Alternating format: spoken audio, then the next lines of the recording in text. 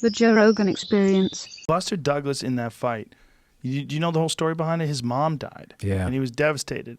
And so he was always a really, really talented guy that just didn't work hard enough.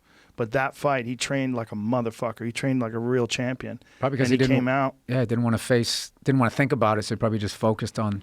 Well, was that maybe also he was like doing it, he was dedicating it to his mom. But he once threw again, some the human beautiful element punches. that I just remove. I just. Yeah, you're I'm a into robot. avoidance. I am. Is this what you're finding out from the pandemic, being locked up and having too much alone time? Like that you're a I robot? understand. I understand my anger now. I don't know how to fix it, but I understand. Well, what is it? What is your anger? It's feeling like I'm not going to be heard, and things are going to go in a way I don't want them to be. So the second there's a suggestion different than mine, I catastrophize in my head. And I don't just go be like, well, you know what? Actually, I can't do that because I'm doing Joe's podcast. Maybe I could do that tomorrow. I just hear the information and feel like I have no power. And then I go, oh, what the fuck? And then my wife's like, I just asked a question. And then I am so fucking up here. I have to it only takes me like 2 minutes.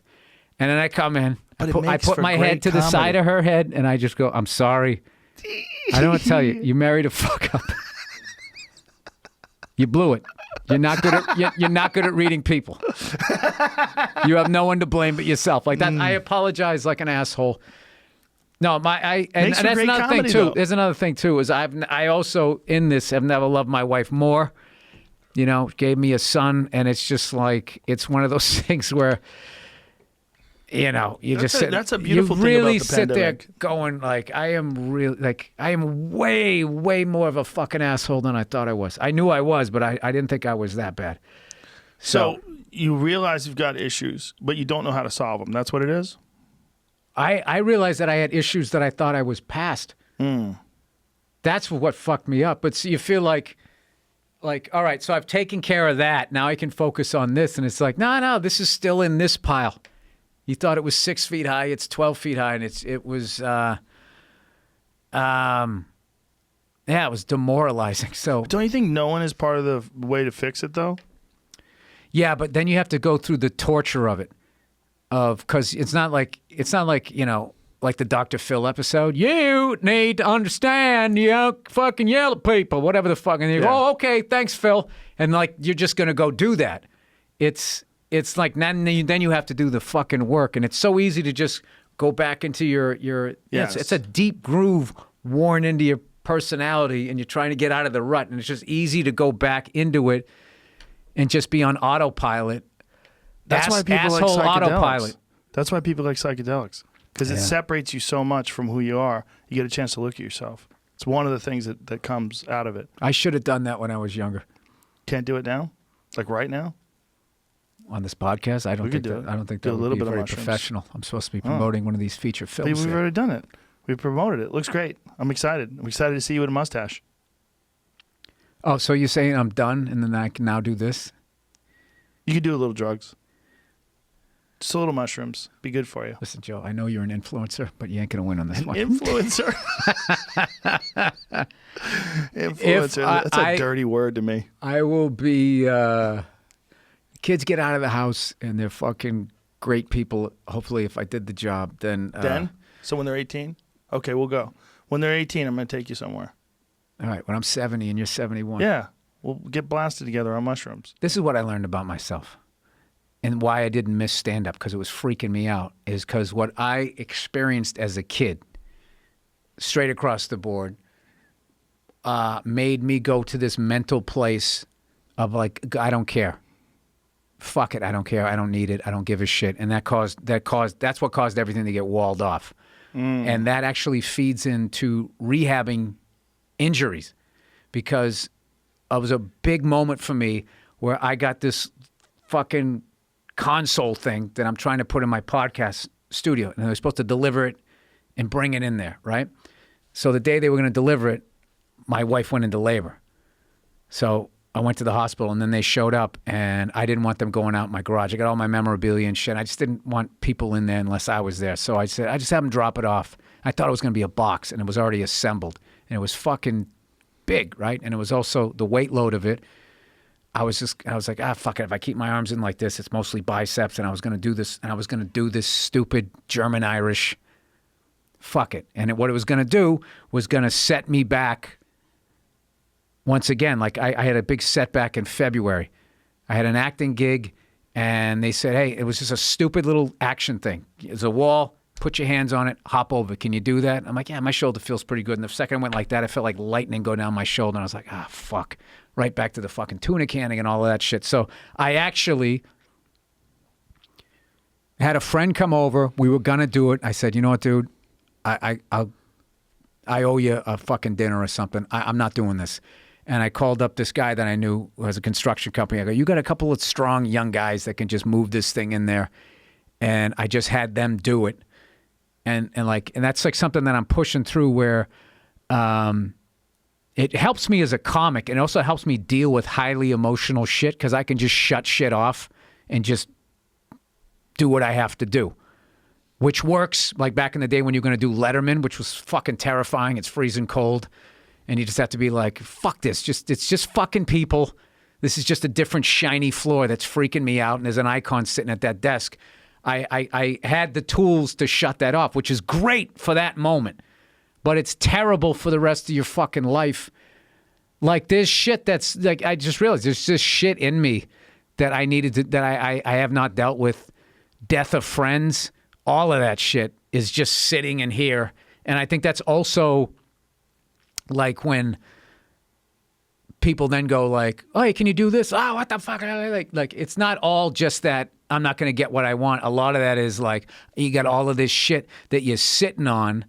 So you're sitting on all that and you haven't addressed it. So then it just, the only way for the steam to come out is like for you to snap or whatever. So, which is really not fair to the people around you, to be honest with you. So I don't know. Have you gone to therapy? Yeah. Yeah? Yeah. What about meditating? You ever meditate? Yeah, but I find the guy's voice is fucking annoying. You don't have to listen He won't to a guy. shut up. Every time I'm getting there, he starts fucking talking again. And then he's using this really soothing, caring voice that makes me face all of that shit that I didn't get growing up, which makes me angry at this person that's trying to help me. Wow. Yeah. Quarantining is not a bad thing if For what it's worth, you're always fun to hang around with. I always enjoy your company. I don't have any issues with any of your crazy behavior. because I have a crushing need to be liked. So I tone down my cuntiness when I'm around you.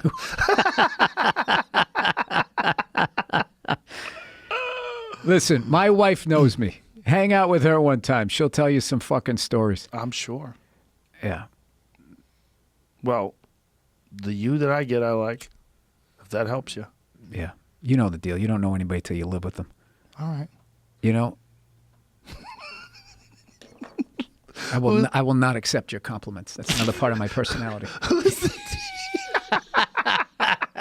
Who's the guy that's running the meditation app that's annoying you? Do you know whose app you're using? I don't want to put the guy on blast, but yeah, I do. Okay. Let me know And later. he's great. He's great. He's great at what he's doing. And he's trying to help people. I understand. Yeah. You should do it without an app. Dude, I have a story. I can't say what I said nowadays. I can't say what I said, but I remember one time I was playing pickup hockey, and I suck, right? But I'm having a good time out there. I'm just, I'm out there trying to get a sweat going, right? And, I'm having my head down, and we're playing no contact. And because it was really my fault. I had my head down, and this guy fucking knocked me down on the other team. And he goes, "Are you all right?" Yeah. What I said to that guy, I still fucking regret. I was so mad at him that he was caring in that moment. Wow. And that's one of those things. It was like, what is wrong with me? Wow. So you're really trying to come to grips with all this shit right now. Yeah, because I don't want to pass this shit on to my your kids. That's So what happens. And as it's they're just growing like, up, you're yeah, when realizing- people are like, if people say my kids are not like me, like I'm like, good. That's weird. But I do think that a lot. If they're like, oh yeah, he's, she's like, happy go lucky. I'm like, great. Like, I forget what somebody said one time about my daughter because she's this angel, right? And they made some sort of, a comic made the comment, thinking it was going to hurt me. And I was like, yeah, dude, that's fucking music to my ears. I don't want her to be like me. But don't. Do you think they were trying to hurt you when they said it? No, it was one of those comic things where they don't have kids, and it was a guy, and they don't know what to say. So then they got to make a fucking joke. Like I had a buddy of mine, a comedian, on my birthday. He goes, "Hey, happy destroying your mother's uterus day." And I just remember laughing, going like, "Oh, there's a guy who has to do a little more work than I have to." Or you just I can say, I know, but I mean, I know what it is. It was a Boston comic, and he couldn't just say happy birthday because that would be gay. Right. So he has to go to so overcorrect that, has to go to that level. It's so fucking stupid. It's probably why guys die before women. You hang on to shit, and there's all that stuff, Can't say enjoy sunset, Joe. You can't do that. Why can't you? Shut up. But you know why. I know you do. I know, but the thing about you is you can also beat the shit out of most people in a fucking room. So you got that. So people can be like, oh, wow. They actually want to hear that from you.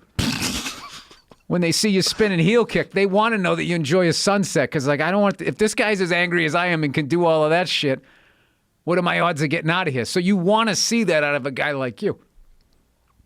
But a guy like you don't want to see it. Don't want to see you enjoying a sunset. Joe, I don't read. I don't know what it is. I am too in here to understand me. This is interesting. I have a very weird thing. I have an alley of my personality that works that I somehow turned into a living. Yeah. But the rest of it looks like Fred Sanford's yard.